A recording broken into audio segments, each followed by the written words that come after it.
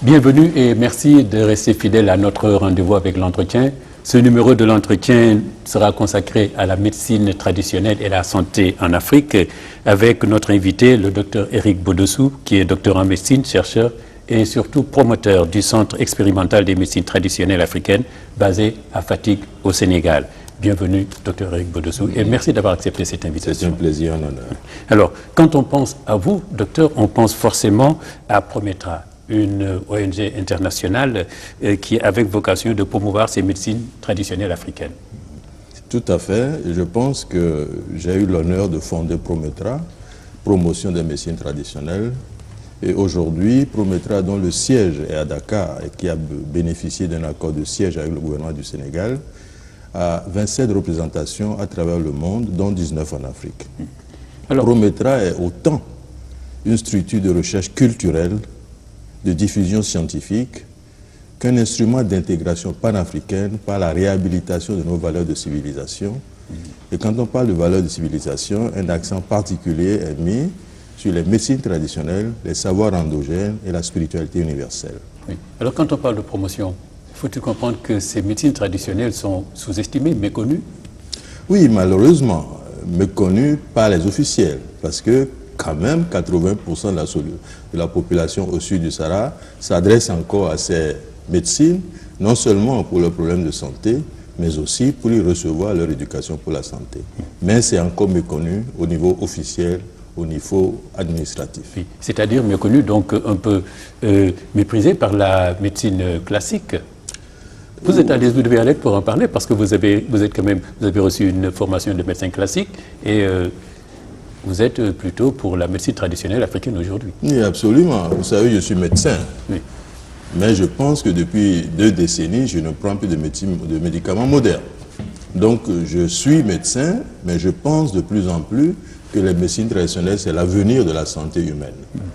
Alors, aujourd'hui, peut-on considérer une meilleure considération pour ces médecines traditionnelles? Je pense notamment avec ce système de développement durable pour les OMD, les objectifs du millénaire pour le développement durable, parce qu'on veut y associer la médecine traditionnelle pour tout simplement le bien-être de l'être humain, parce que c'est un des objectifs, c'est le seul, l'unique objectif d'ailleurs.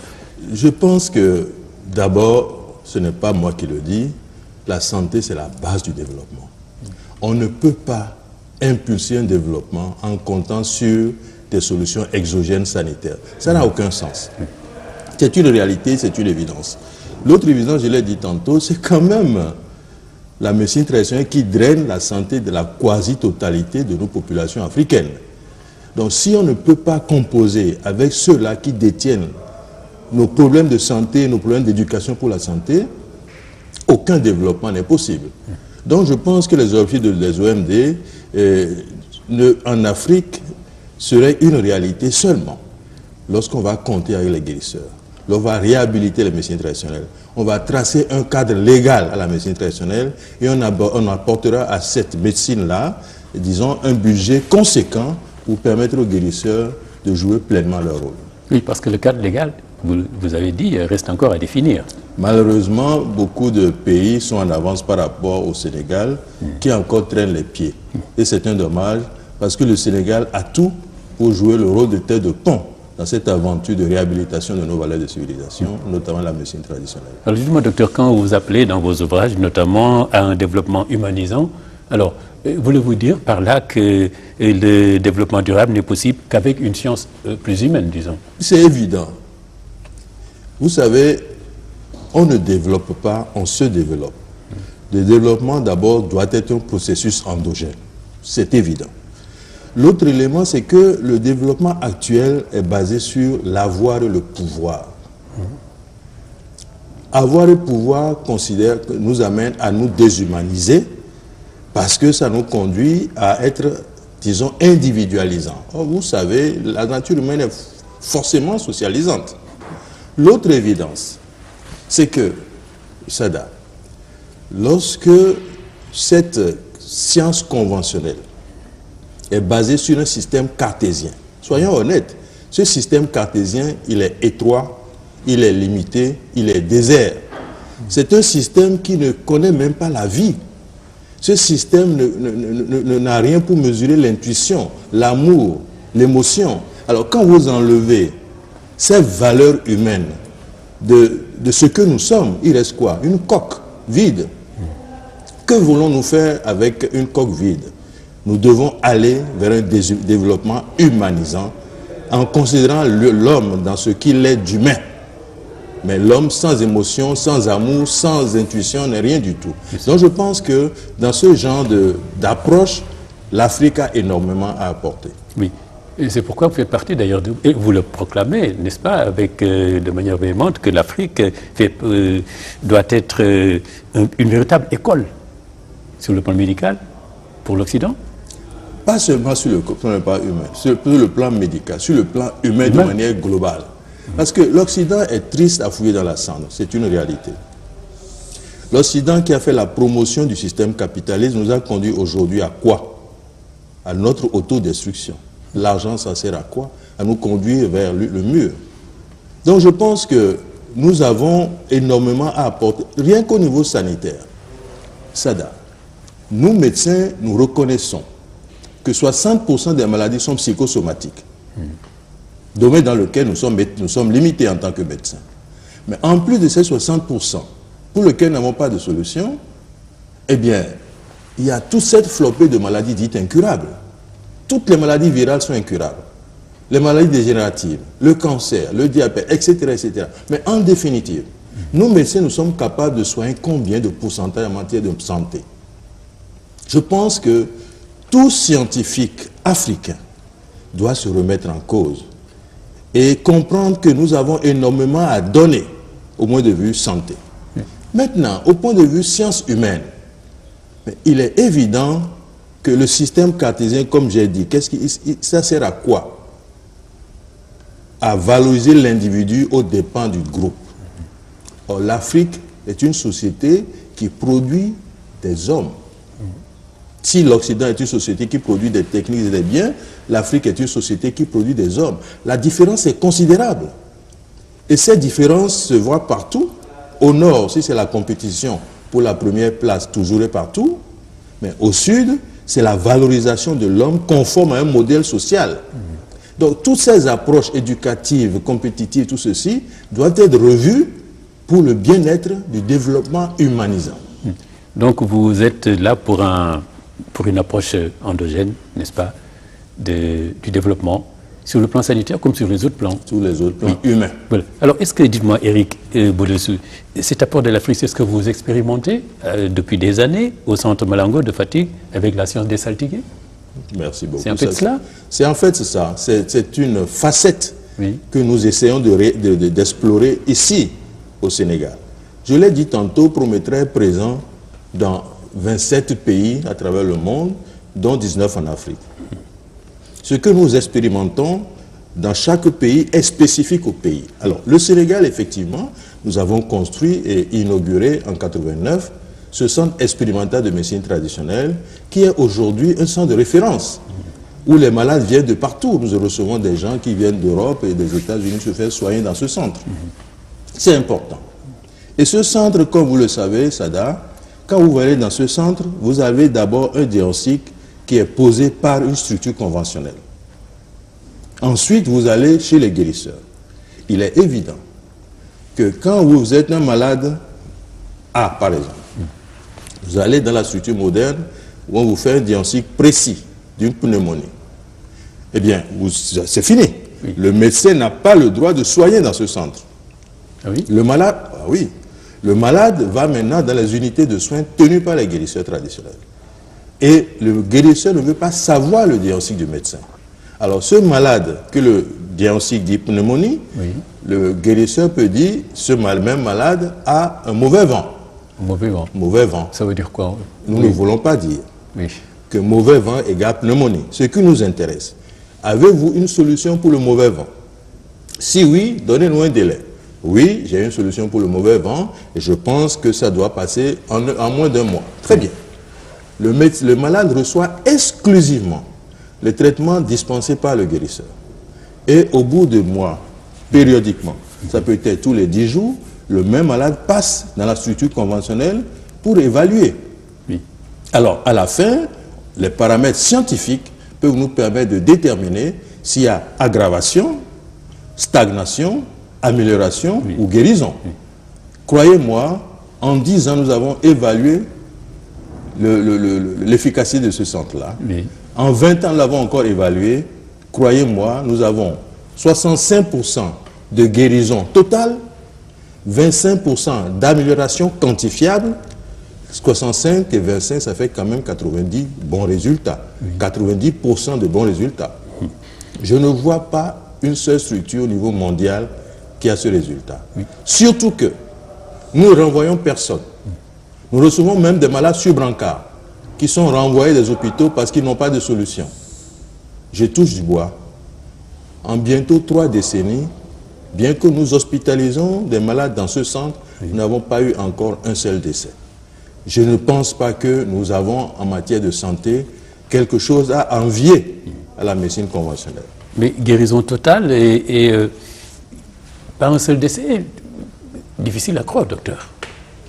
Écoutez, je suis un chercheur, je suis une personne morale d'une organisation internationale, j'appartiens à énormément de structures au niveau mondial en tant que consultant expert.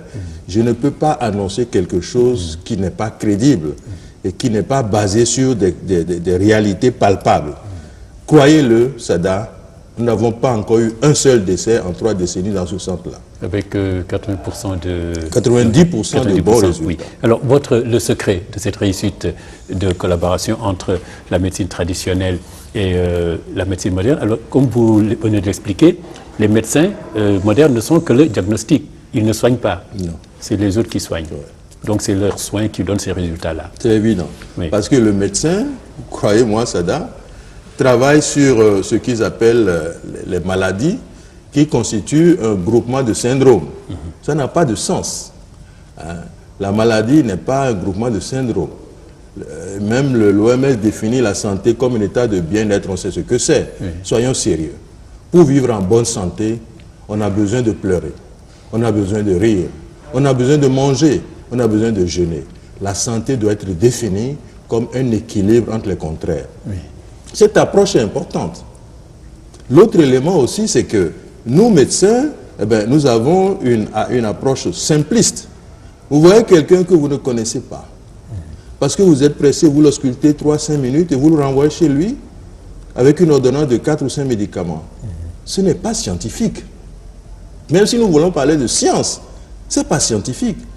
La science nous oblige, avant de faire une prescription, de faire un diagnostic. Le diagnostic, il est clinique, il est paraclinique.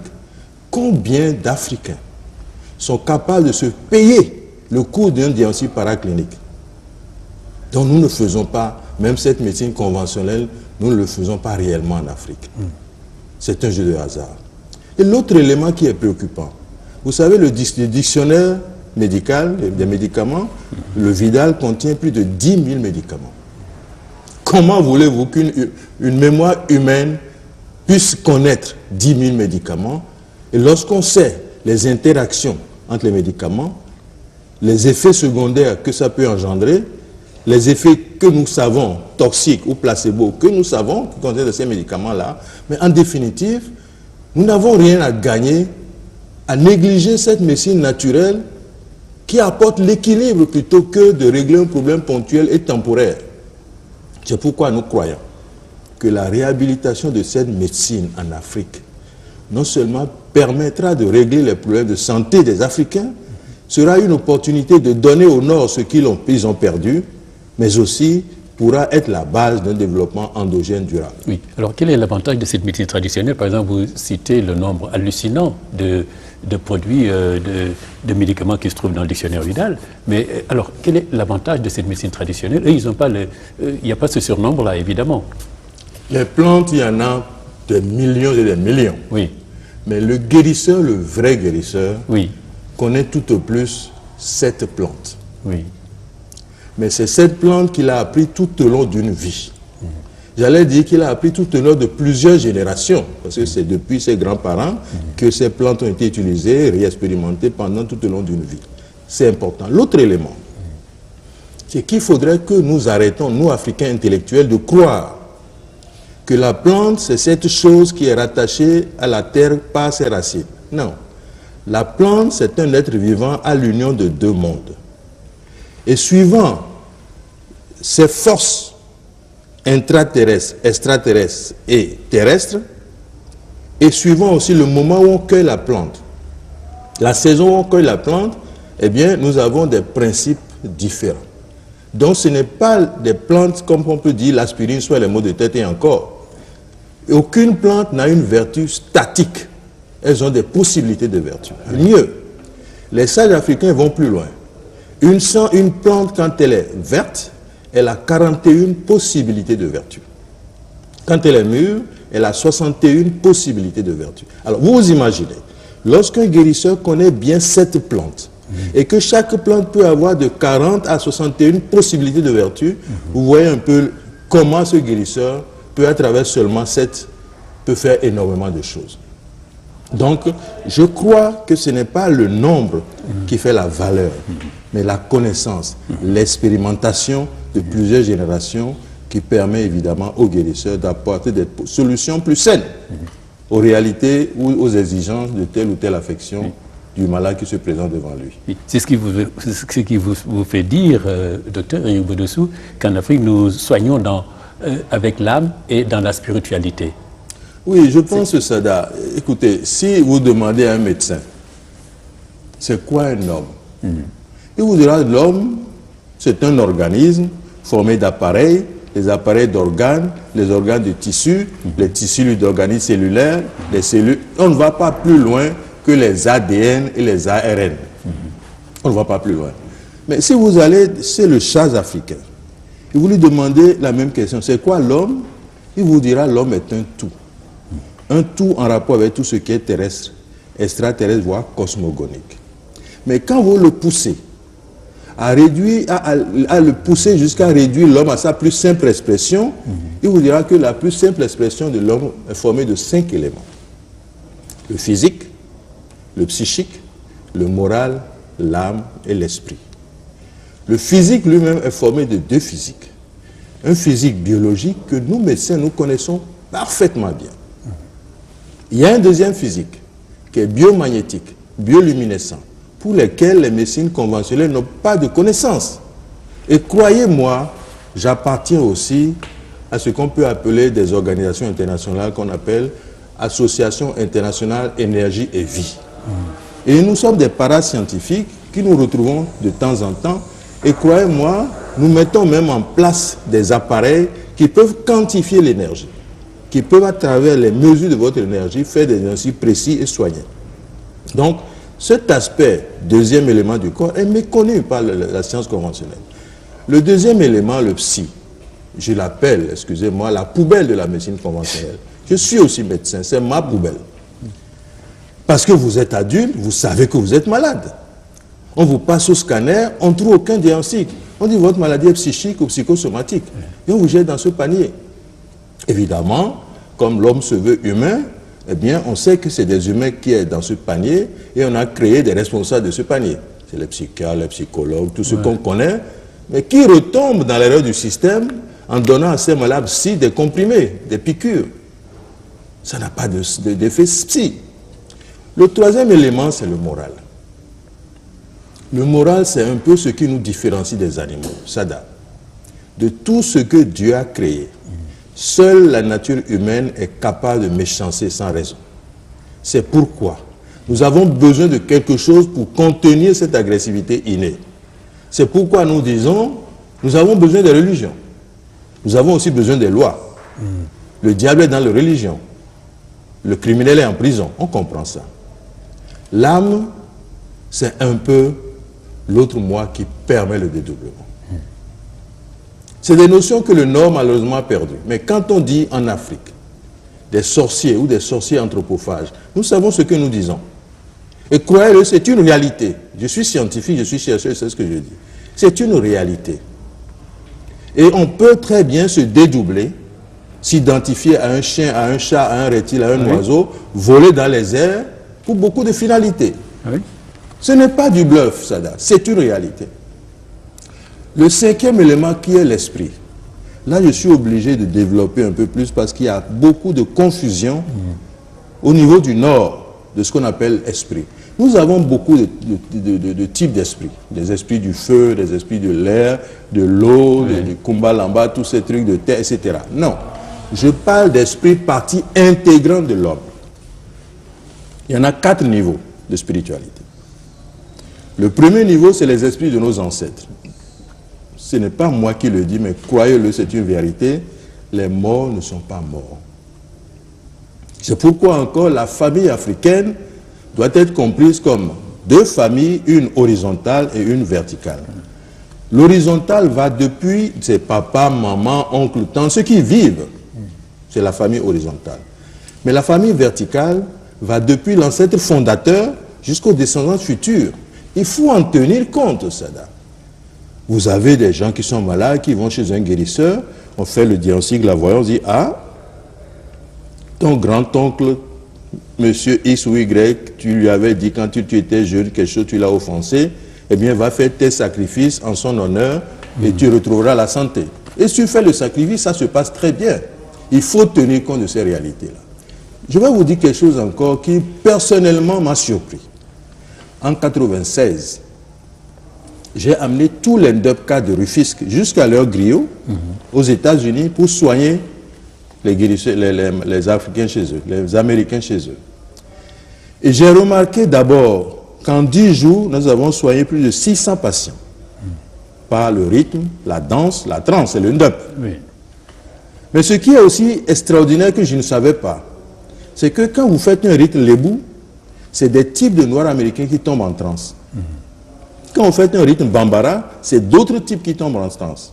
Ça veut dire que 5 siècles, parce que l'esclavage quand même, ça dure maintenant 5 siècles. 5 siècles n'ont rien changé dans ce qui est la vie de ces Noirs américains. Et par le rythme, on peut savoir moins d'où ils viennent, à peu près.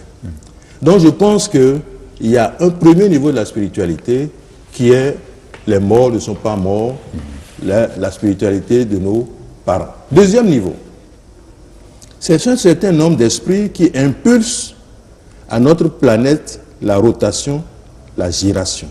Et tous ceux qui font le magnétisme, ils savent très bien que c'est à partir de la rotation qu'il y a la vibration donne l'énergie, et l'énergie est vie. Et c'est des notions que la science conventionnelle ne connaît pas. Sada, aucun laboratoire au monde ne peut faire la différence entre un organe prélevé chez un vivant et le même organe prélevé chez un cadavre. Parce que la seule différence entre le vivant et le mort est de source énergétique que nous ne connaissons pas dans nos sciences conventionnelles.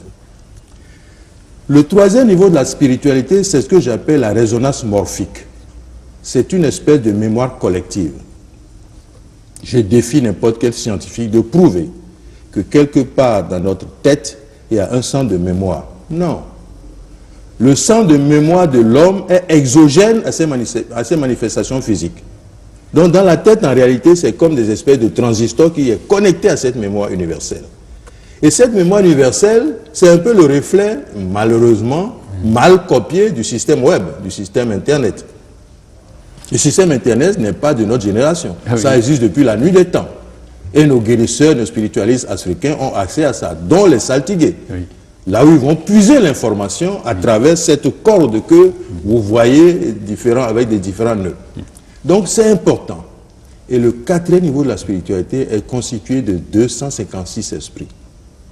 Bien connus, bien codifiés et encore pratiqués en Afrique par une science qu'on appelle le Fa. Donc vous voyez Sada, quand vous dites ce que signifie le concept de l'homme dans la logique conventionnelle et le concept de l'homme dans la logique traditionnelle, vous voyez un peu le monde qui est entre les deux. Il est évident que lorsque vous vous adressez au système cartésien, la limite de sa réflexion est tellement étroite qu'il ne peut pas avoir plus de succès qu'il n'a. Oui, ce qui fait que vous ne pouvez pas soigner de la même manière. C'est pas possible, les approches sont différentes. Les approches sont différentes, vous prenez un certain nombre. Alors, docteur Eric, parlons un peu des solutions africaines pour soigner, puisque c'est de ça qu'on parle, des maladies. Alors les Américains pensent et disent que vous, Eric Bodossou, vous avez la solution pour soigner les malades qui sont atteints par le virus Ebola. Écoutez, je pense qu'ils ont exagéré un peu. Ah oui. Hein, mais je vais, si vous le permettez, raconter un peu l'histoire. Oui. Vous savez, en août 2014, le président Barack Obama a invité les chefs d'État africains à la Maison-Blanche pour essayer de parler business. Mais malheureusement, au lieu de parler de business, les chefs d'État ont beaucoup parlé de Ebola. Les discussions ont été dominées par Ebola, Ebola, Ebola. Alors, évidemment, dans ce système politico-business, nous avons un membre de notre comité directeur, son Excellence l'ambassadeur André Young, Oui. qui à cette occasion m'a interpellé. Il dit, Docteur Bodossou, vous devez trouver la solution africaine. Ah, c'est cela. Alors, cette interpellation Oui. n'est pas Éric Bodossou en réalité. C'est tout simplement la personne morale qui a un background de millions ou de milliers de guérisseurs africains à travers l'Afrique. Très bien, quand je suis revenu au Sénégal, parce que j'étais là-bas aussi en août, Oui. et j'ai eu la chance d'être reçu par son excellence le président Macky Sall 2 fois en 3 jours. Et quand je suis revenu au Sénégal, j'ai fait une tournée dans 4 pays africains et je suis revenu avec 5 produits à base de plantes sous forme de poudre. Et bien j'ai envoyé ces produits à notre représentation aux États-Unis, Prometra USA, pour se rapprocher de André Young. Oui. Et il a donné le produit André Young. Et André Young, comme il est suffisamment respecté, a mis en place une structure de recherche absolument crédible, dont l'Institut de recherche de l'armée américaine, qui est l'une des plus grosses structures de recherche au monde. Et les résultats ont révélé effectivement, non pas que 2 produits sur 5 ont marché, mais tous les 5 produits ont marché. Oui. Ce n'est pas 2 ont marché, 3 douteux, non. Tous les 5 produits ont marché. Et on a d'abord vu que les produits sont hydrosolubles, c'est-à-dire on peut les injecter. Les produits, on n'a pas besoin de grosses concentrations, c'est-à-dire ils ont pris 5 grammes pour 50 centilitres d'eau, donc la dilution infime. On a remarqué que ces produits désactivent le virus d'Ebola Oui. et que ces produits, mieux, tuent les cellules infectées et protègent les cellules non infectées pour toute infection. Mais alors voilà le médicament pour Ebola. Alors, nous avons estimé que voilà un produit africain. L'autre élément qui est important, ils ont essayé d'augmenter la concentration et ils n'ont pas trouvé de létalité, c'est-à-dire c'est des produits non toxiques. Alors, la Maison-Blanche a voulu en parler. J'ai dit non. Prometra a un accord de siège avec le Sénégal. Oui. Je ne peux pas concevoir que mon président n'ait pas la primauté de cette information. Et effectivement, André Young a envoyé un messager à son Excellence le président Macky Sall pour être le premier informé. Et je pense qu'à l'issue de ça, nous avons fait des conférences de presse au niveau des États-Unis, même ici au Sénégal, surtout aux États-Unis, ça a été largement médiatisé. Alors c'est ça qui vous a dopé, au point que vous déclarez, nous avons plus à donner qu'à recevoir. Sada, Hein? en matière de santé tout court, nous avons beaucoup plus à donner au Nord qu'à recevoir du Nord. Ça, c'est sans aucun doute. Vous allez même à Tilem, n'importe comment, Païs, Kounekamna Gara, Païs, c'est viral. Déjà au niveau des maladies virales, la médecine conventionnelle, le Nord n'a pas de solution.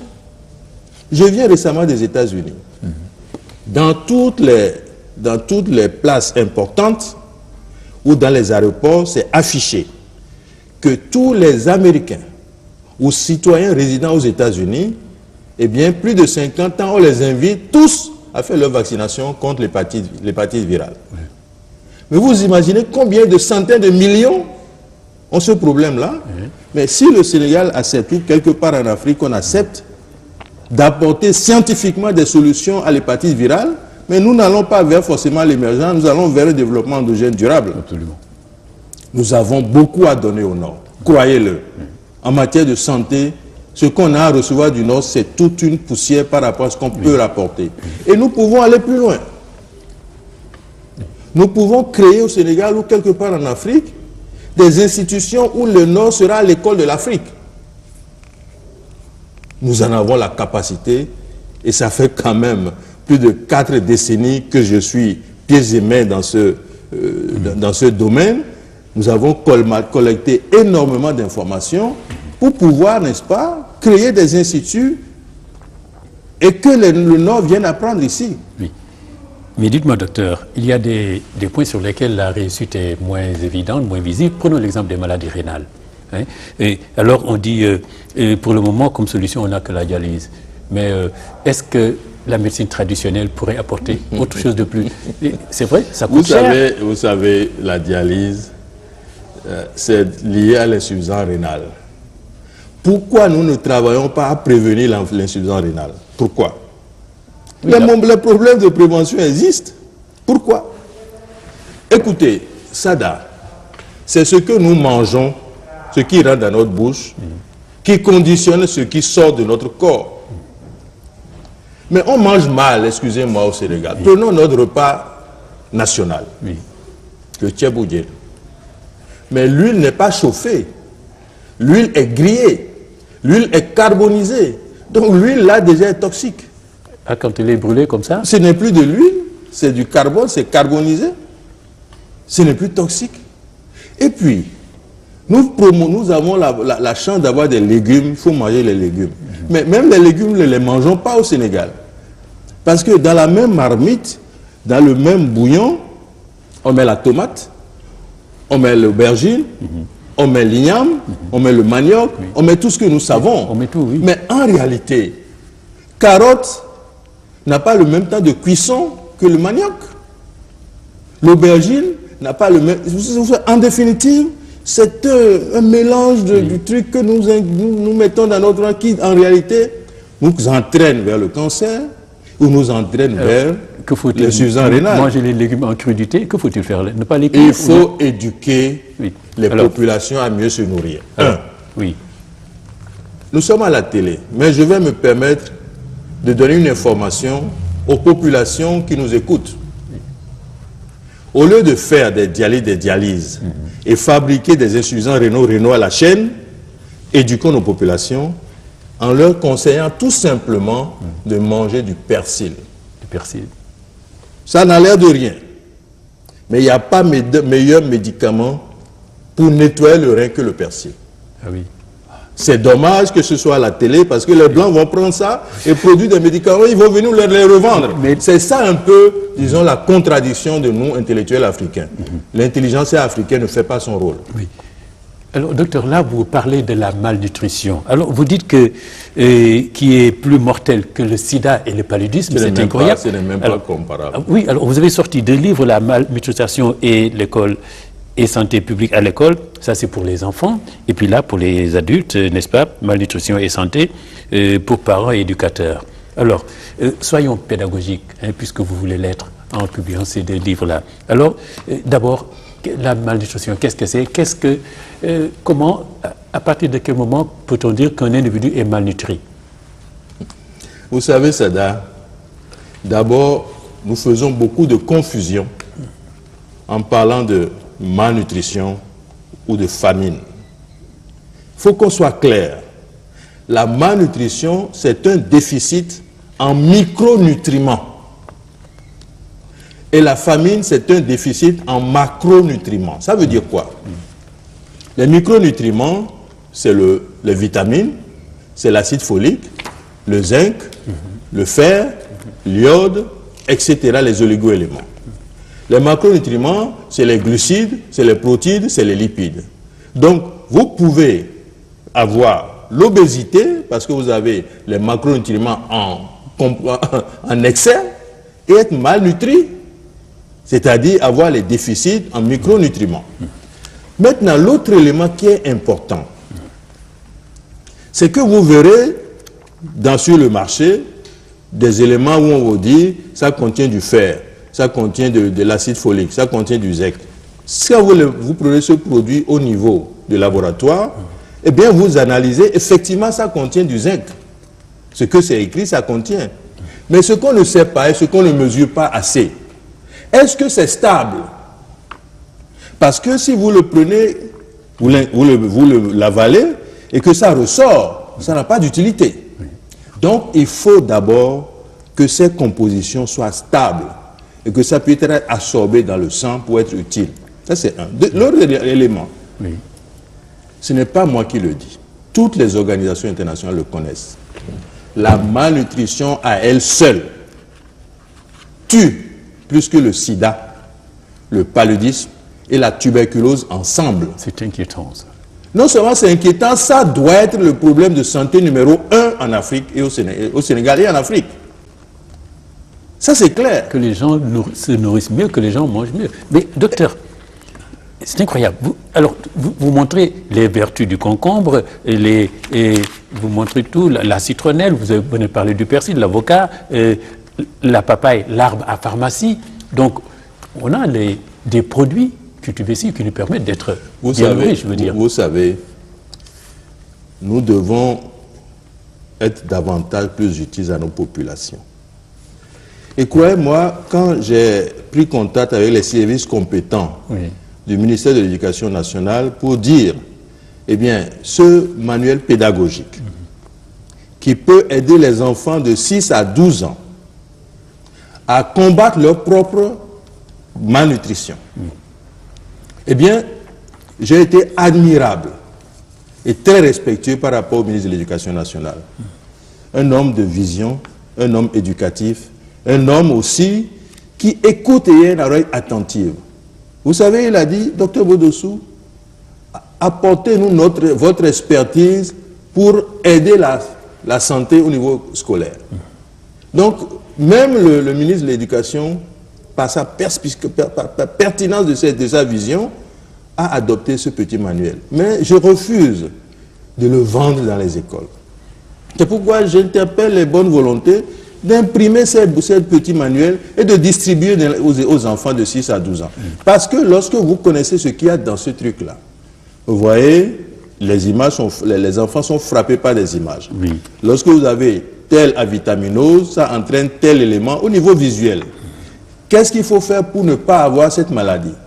Quels fruits, quels légumes, quelle plante de ton environnement, mon enfant, peut te permettre d'éviter d'avoir cet élément-là? Ou alors, eh bien, quand ton petit frère à la maison a la diarrhée ou a la dysenterie, qu'est-ce que tu peux faire au niveau de ton environnement? C'est des éléments d'information simples qui permettent de régler ces problèmes de santé. Avec des images et qui montrent les produits à consommer qu'on trouve vraiment... Mais un enfant de 6 ans, lorsque son petit frère a la dysenterie à la maison, il peut aller chercher des feuilles de goyave pour régler ça. Ou alors, quand c'est une diarrhée, comment il peut utiliser le bouille pour arrêter ça? Des choses simples. C'est ça, à mon avis, ce que nous devons faire pour cultiver et prévenir, n'est-ce pas? Parce que, Sada, il y a quelques décennies seulement, les Européens ont dit ces maladies africaines ne sont plus d'actualité en Europe. Vous avez vu la guerre de Bosnie-Herzégovine? Parce qu'il y a eu la guerre, il y a eu la malnutrition.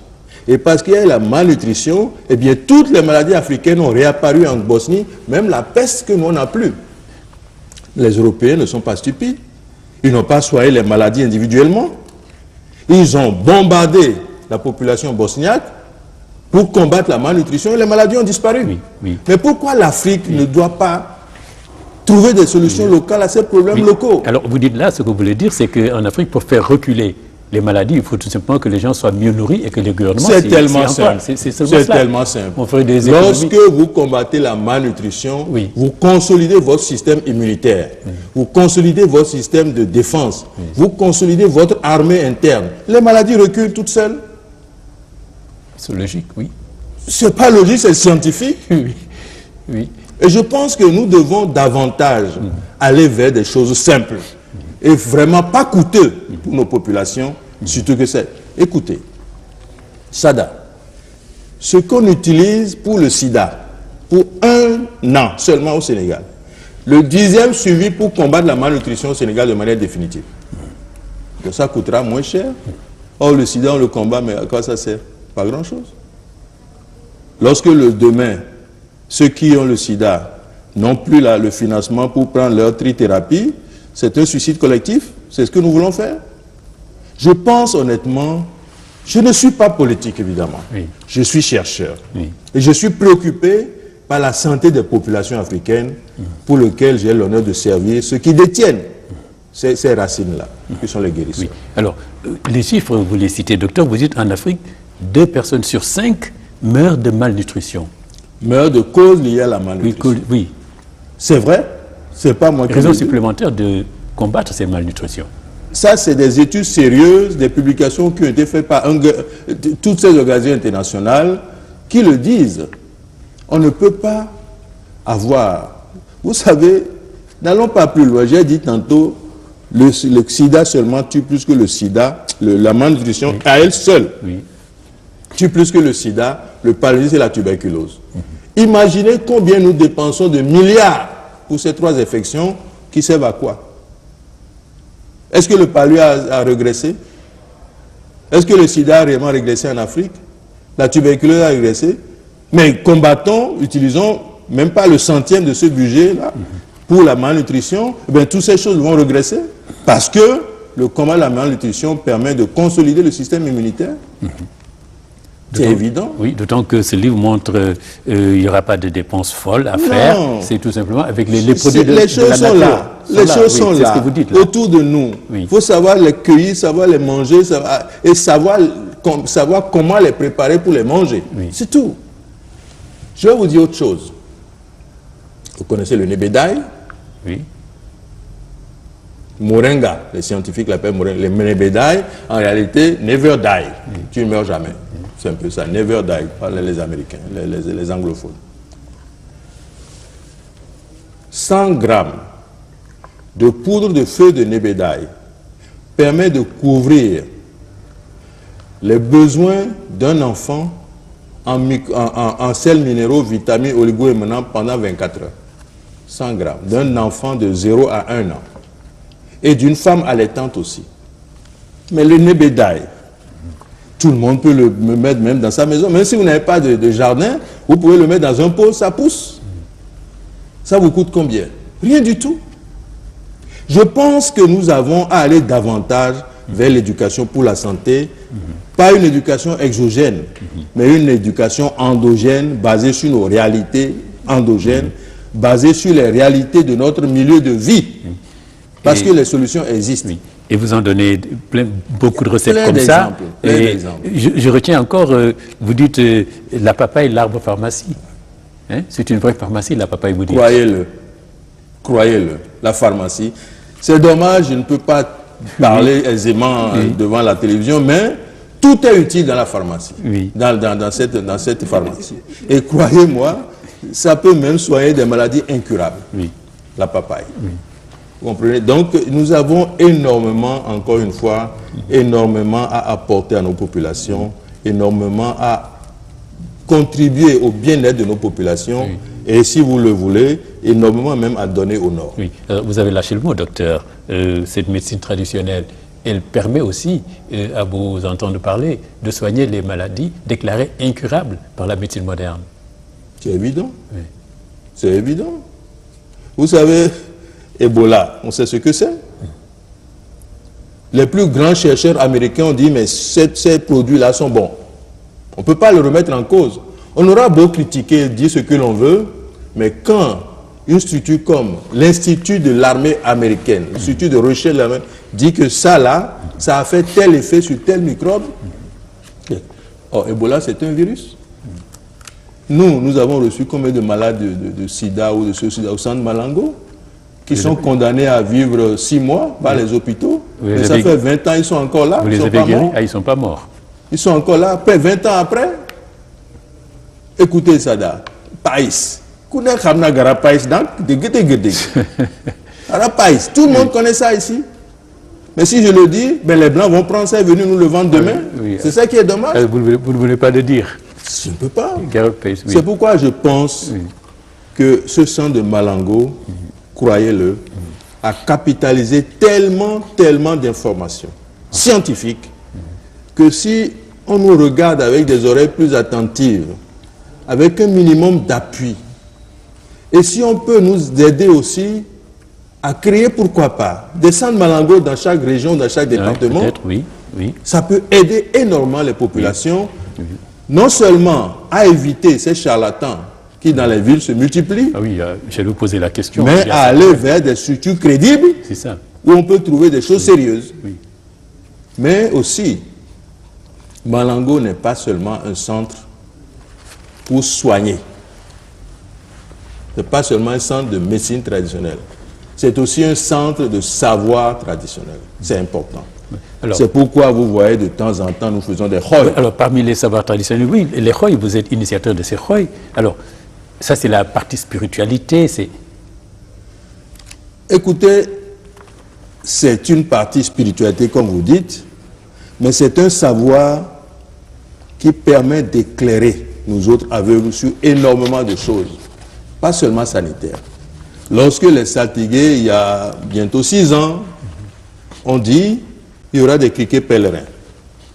Il y a une femme Saltiguée qui fait comme ça, je vais les brûler, et il y a la fumée qui est sortie. Oui. Il y a un autre qui dit, mais non, il ne faut pas les brûler, c'est la pollution. Nous allons les envoyer à la mer. Il y a 6 ans, ceux qui sont à Dakar, s'ils veulent être honnêtes, Dakar était envahi de criquets pèlerins. La mer était noire de criquets. L'aéroport de Dakar a été fermé même 24 heures parce qu'il y avait un lingot de mort, de criquets morts. Ce n'est pas des produits chimiques qui ont fait ça. Les khoy les ont envoyés à la mer. C'est les savoirs traditionnels, Oui. les sciences africaines. Ces sciences sont encore là. Pourquoi ne pas les réhabiliter? Il n'y a pas que le khoy. Il y a le ndep, il y a beaucoup d'autres choses. Il y a le loup. Il y a énormément de choses qui sont là, qui peuvent apporter énormément. Lorsqu'on vous dit, il y aura telle épidémie, mettez telle racine dans vos jarres ou telle autre racine dans vos puits pour éviter la catastrophe. C'est une réalité. Je me rappelle, il y a quelques années, les guérisseurs ont dit, les Satigués ont dit pendant le khoy, eh bien à la fin de l'hivernage, il y aura des maladies sous forme de dysenterie. Mais aucun traitement moderne ne peut le soigner. Croyez-moi, je suis dans mon cabinet privé. Et ils ont dit, allez chercher les feuilles de jeunes pousses de cad pour le faire. Je me suis trompé moi-même, apprécié des médicaments, les malades se sentaient de plus en plus mal. J'ai été chercher les feuilles et les résultats ont été extraordinaires. Donc je pense que c'est des savoirs que le Nord a perdus. Et c'est dommage que ce Nord, qui est triste de fouiller dans la cendre, soit notre repère à nous. Pourquoi nous, Africains, pourquoi l'intelligentsia de l'Afrique continue de suivre le Nord? Oui. Pourquoi nous avons choisi de suivre Sada? Oui. Quand vous suivez quelqu'un, vous êtes toujours derrière lui. Pourquoi nous avons choisi d'être derrière les autres, alors qu'on a à leur donner? Oui. Et en fait, de promotion de la médecine africaine, elle est basée sur des savoirs traditionnels, comme vous le dites, mais aussi sur la nature, le respect de l'environnement, de la nature. Eh oui, qui est détruit par ailleurs. Bien sûr, bien sûr. C'est pourquoi parfois ça m'amuse de voir des populations sénégalaises aller chercher des plantes chinoises. Oui. Mais non! Mais la médecine chinoise est réputée, la médecine traditionnelle. La médecine chinoise est réputée pour les Chinois. Pour les Chinois. Mais il faut trouver la plante de ton milieu de vie. La plante a son histoire. L'environnement où tu vis, la solution à ta santé est là. Parce que tout vibre, tout est connexion. J'ai dit tantôt, l'homme est en connexion avec tout ce qui est terrestre. C'est une réalité. Alors, si vous voulez aller chercher, d'abord, savez-vous, Sada, que la pollution en Chine est tellement arrivée à un certain niveau que les plantes ont perdu leur vertu? Les plantes chinoises sont polluées. Combien de fois j'ai été en Chine, en passant plusieurs semaines même parfois, et je n'ai pas eu la chance même de voir le soleil. C'est préoccupant. Donc ces plantes-là ne sont plus des plantes utiles, c'était au niveau historique. Mais aujourd'hui, ces plantes sont complètement polluées, dénaturées. Pourquoi nous continuons d'aller vers ces plantes chinoises alors que nous avons nos plantes ici, qui sont toutes naturelles, dépouillées de pollution et qui ont des efficacités absolument crédibles? Le respect de l'environnement, le respect de la nature, c'est fondamental pour tout. Et aujourd'hui, en Chine, il y a des villes où les gens ont commencé à acheter de l'oxygène pour respirer. Ça va venir en Afrique. Ce serait dommage. Ce serait dommage qu'on soit obligé pour pouvoir vivre, donner à nos enfants quand ils vont à l'école des bouteilles d'oxygène. C'est quoi ça? Et je pense que ceci nous interpelle tous. Il y a quelques semaines seulement, en France, ils ont parlé de pollution, etc. Mais ça, c'est politique. Ça ne se fera jamais tant qu'on ne change pas les mentalités de pouvoir ou d'avoir. Oui. Parce que tant que nous voulons diriger le monde, nous voulons avoir davantage de pouvoir, d'argent, de technique et de domination, eh bien, qui va continuer d'arrêter ce qui lui donne le pouvoir? Ça n'a pas de sens. Mais ce qui est dommage, c'est que nous serons toujours la poubelle.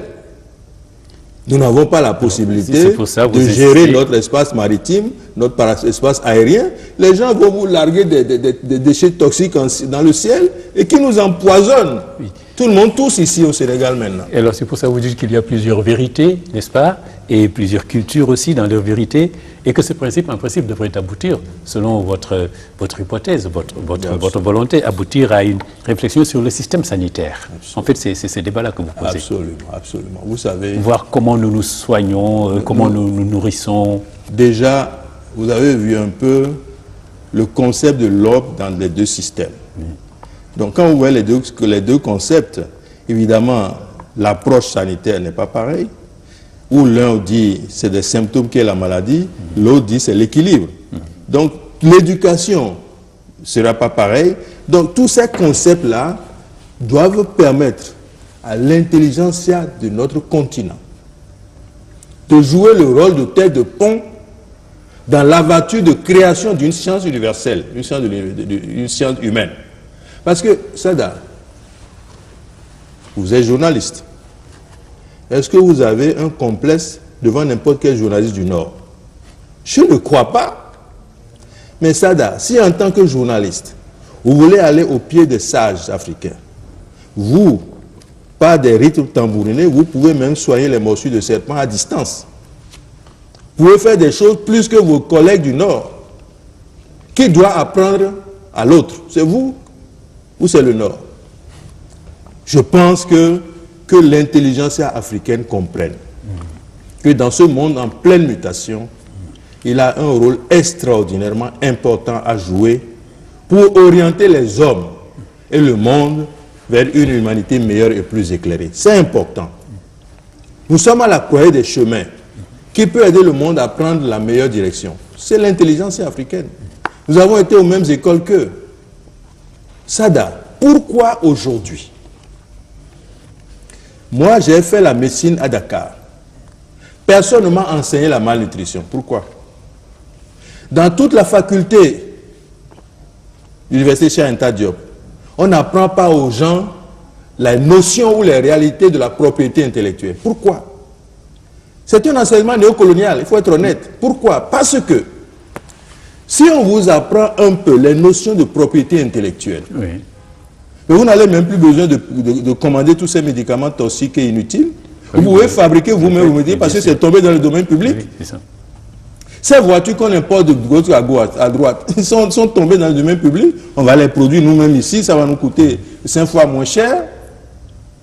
La notion de propriété intellectuelle est clé pour un développement. Oui. Et pourtant, c'est des centaines de médicaments qui sont inutiles. À vendre ici.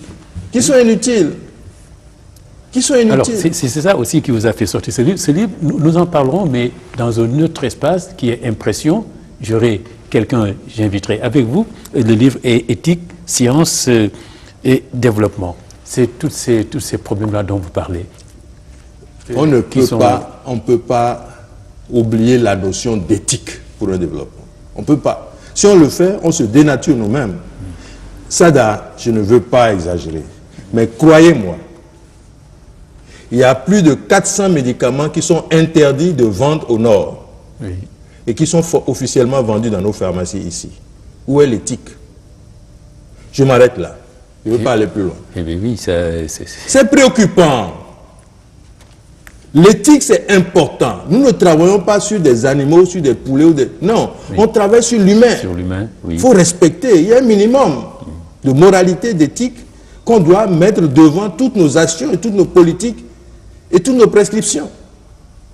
Ça me paraît essentiel.